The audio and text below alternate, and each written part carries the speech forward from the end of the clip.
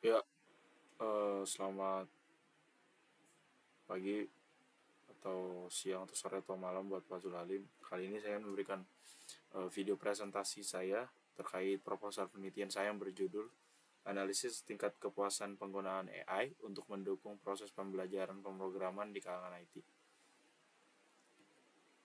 Untuk latar belakang masalah dari penelitian saya, belakangan ini kemajuan AI tidak hanya terbatas pada kemampuan analisis dan otomatisasi, tapi juga mencakup berbagai aspek yang sebelumnya memerlukan campur tangan manusia, terutama di sektor IT. Kemunculan AI juga memberikan kekhawatiran di kalangan pekerja, khusus kalangan IT, akan kekhawatiran kehilangan pekerjaan yang akan digantikan atau diambil oleh AI. Tidak hanya memberikan kekhawatiran doang, AI juga hadir dengan membantu orang-orang di kalangan IT untuk mendukung proses pembelajaran pemrograman dan menawarkan potensi besar untuk meningkatkan efektivitas pembelajaran dari pemrograman yang ada. Dengan seiring berjalannya waktu, berbagai manfaat penggunaan AI menimbulkan tantangan terkait dengan tingkat kepuasan pengguna, yaitu orang-orang di kalangan IT terhadap teknologi ini. Tujuan penelitian ini adalah yang pertama, untuk menilai tingkat kepuasan pengguna terhadap penggunaan AI dalam pembelajaran pemrograman di kalangan IT dengan metode PISA Framework yang saya pilih. Penelitian ini mampu menilai tingkat kepuasan pengguna-pengguna AI dalam membantu proses pembelajaran. Yang kedua ada mengetahui tingkat penerimaan AI di kalangan IT. Tujuan penelitian ini juga untuk mengetahui seberapa banyak orang-orang di kalangan IT yang merasa takut dan khawatir akan tergantikan di industri IT karena kehadiran AI ini. Oleh karena itu, penelitian ini menggunakan metode PISA Framework mencari tahu seberapa besar tingkat penerimaan AI di kalangan orang-orang IT. Berikut ada tinjauan pustaka. Saya sudah melakukan revisi terkait tinjauan pustaka ini, Pak, seperti yang Bapak perintahkan, dengan mencantumkan 5 jurnal nasional yang sudah saya review di UTS sebelumnya, yang fokus utamanya sama dengan topik penelitian saya, Pak, yaitu analisis tingkat kepuasan. Berikut ada 5 jurnal yang sudah saya review, Pak. Yang pertama ada jurnal penerapan metode PISA Framework pada tingkat kepuasan sistem informasi layanan aplikasi main di home. Yang kedua ada jurnal evaluasi layanan sistem informasi GOPPU menggunakan metode PISA Framework pada Disduk Capil Penajam. Yang ketiga ada jurnal evaluasi kinerja sistem informasi aplikasi Shopee menggunakan metode PISA Framework. Yang keempat ada jurnal berjudul penerapan metode PISA Framework dalam analisis dan evaluasi aplikasi MBCA. Yang kelima ada jurnal pemanfaatan layanan sistem informasi e-Puskesmas dengan menggunakan metode PISA. Untuk landasan teorinya sendiri, Pak, dari penelitian ini, yang pertama itu ada teori kepuasan pengguna atau user satisfaction theory. Teori kepuasan ini menekan bahwa kepuasan hasil dari perbandingan antara harapan dan pengalaman nyata pengguna terhadap suatu sistem atau layanan yang digunakan. Yang kedua ada teori model kesuksesan sistem informasi Delon dan McLean. Model ini mengidentifikasi 6 dimensi kesuksesan sistem informasi, yaitu ada kualitas sistem yang pertama, kualitas informasi yang kedua, kualitas layanan yang ketiga, penggunaan kepuasan pengguna yang keempat, dan dampak individu dan organisasi. Yang ketiga ada teori penerimaan teknologi atau TAM. TAM ini menjelaskan tentang penerimaan teknologi yang dipengaruhi oleh persepsi kemudahan dalam menggunakan suatu sistem, Pak. Yang keempat ada PISA Framework.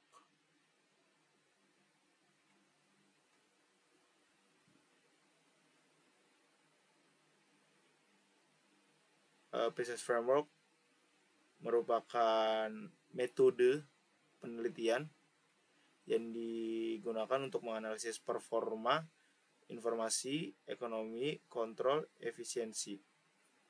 dari layanan suatu sistem informasi. Yang kelima ada teori pembelajaran berbasis teknologi atau teknologi enhanced learning theory.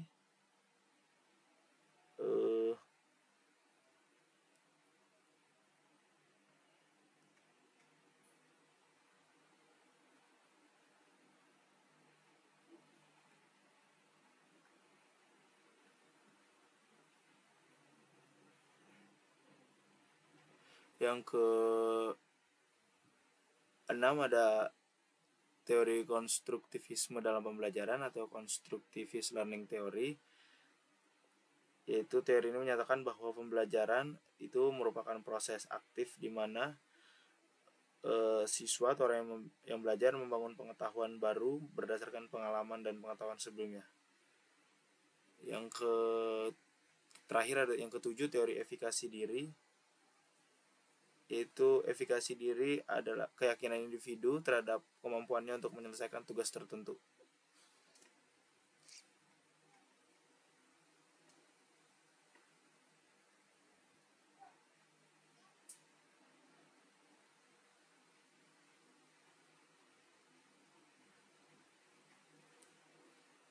Berikutnya ada hipotesis, Pak. Meninjau dari landasan teori yang ada pada tinjauan pustaka, ada hipotesis dari penelitian ini merujuk pada hubungan antara kepuasan penggunaan AI di kalangan IT untuk mendukung proses pembelajaran pemrograman. Yang pertama ada hipotesis utama atau H1. H1-nya penggunaan AI secara signifikan meningkatkan tingkat kepuasan dalam proses pembelajaran pemrograman di kalangan IT. Ada hipotesis pendukung juga. H2, persepsi kegunaan. AI berpengaruh positif terhadap tingkat kepuasan pengguna dalam pembelajaran pemrograman. H3, persepsi kemudahan penggunaan. AI berpengaruh positif terhadap tingkat kepuasan pengguna dalam pembelajaran pemrograman. Yang ada lagi H4, tingkat kepuasan penggunaan AI dalam pembelajaran pemrograman berhubungan dengan efisiensi dan efektivitas proses pembelajaran. Metodologi penelitian. Adapun metodologi penelitian yang saya gunakan pada proposal penelitian ini, Pak, dirancang untuk mengumpulkan data secara komprehensif mengenai tingkat kepuasan penggunaan AI untuk mendukung proses pembelajaran pemrograman di kalangan IT dengan rincian metodologi yang akan saya gunakan. Yang pertama ada perencanaan, yang kedua ada alat penelitian, yang ketiga ada untuk yang perencanaan, penelitian ini melibatkan 20 orang yang berkaitan di bidang IT dan memiliki pengalaman penggunaan AI untuk membantu proses pembelajaran mereka, Pak. Pembelajaran IT tentunya. Bisa dibilang orang-orang yang termasuk di dalamnya ada orang-orang di bidang IT seperti mahasiswa, profesional atau praktisi ataupun dosen IT dan orang-orang yang pernah belajar pemrograman. Terus ada yang kedua, syaratnya mereka menggunakan AI untuk membantu proses pembelajaran pemrograman, Pak. Untuk metodologi yang kedua ada alat penelitian. Alat utama yang digunakan dari penelitian ini kuesioner. Karena kuesioner akan disebarkan kepada kandidat melalui Google Form. Untuk pelaksanaannya sendiri, untuk yang metodologi penelitian yang ketiga ada pelaksanaan penelitian. Untuk pelaksanaan penelitian, tahapannya yang pertama adalah mengidentifikasi dan memilih responden, Pak. Yang kedua ada menyusun kuesioner. Yang ketiga ada distribusi kuesioner. Yang keempat ada pengumpulan data. Yang kelima ada analisis data. Untuk metodologi yang keempat ada variabel penelitian. Dari variabel penelitian ini ada terbagi jadi dua, ada variabel independen dan dependen. Variabel dependen itu penggunaan AI untuk mendukung proses pembelajaran pemrograman di kalangan IT. Variabel dependennya tingkat kepuasan penggunaan AI. Yang terakhir, metodologi penelitian yang ada, metode analisis. Rencana hasil dari penelitian ini akan menggunakan dua pendekatan, yaitu metode yang pertama ada Pisces Framework. seperti yang sudah saya jelaskan tadi di atas, dengan menganalisis kerangka Pisces yang berdekatan dengan performa, informasi, ekonomi, kontrol, dan efisiensi dan servis. Metode kedua yang direncanakan adalah TAM atau Technology Acceptance Model, yang digunakan untuk mengevaluasi penerimaan teknologi AI berdasarkan dua konstruk utama, yaitu persepsi kegunaan dan persepsi kemudahan dalam penggunaan. Itu dia metode penelitiannya, Pak. Yang terakhir ada jadwal dari penelitiannya sendiri. Untuk jadwal penelitiannya juga sudah saya revisi, yang terdiri dari 12 minggu atau terjadi kurang lebih selama 3 bulan.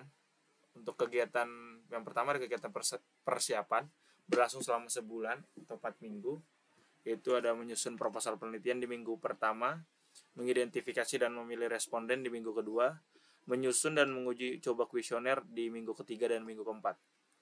Kegiatan yang kedua ada pengumpulan data berlangsung selama sebulan juga, Pak, atau 4 minggu. Kegiatan yang pertama ada distribusioner kuesioner melalui Google Form, itu berlangsung di minggu ke-5 dan ke-6. Terus ada komunikasi dengan responden untuk memastikan partisipasi, itu berlangsung di minggu ke-7 dan ke-8. Untuk kegiatan ketiga ada analisis data yang berlangsung selama 2 minggu. Pengolahan data kuesioner yang telah terkumpul itu berlangsungnya di minggu ke-9, dan kegiatan analisis data menggunakan Pisces Framework atau TAM itu berlangsungnya di minggu ke-10. Untuk kegiatan yang terakhir, perlaporan hasil, itu berlangsung selama 2 minggu. Untuk kegiatannya sendiri, penyusunan laporan hasil penelitian berlangsung di minggu ke-11, dan presentasi dan revisi laporan berdasarkan umpan balik terjadi di minggu ke-12 atau minggu terakhir. Kurang lebih jadwal penelitiannya berlangsung selama 3 bulan, Pak. Untuk di tabel ini saya buat dalam bentuk minggu seperti yang Bapak perintahkan, jadi 12 minggu. Demikian presentasi dari proposal penelitian saya, Pak. Saya Friendly Suswanto, terima kasih.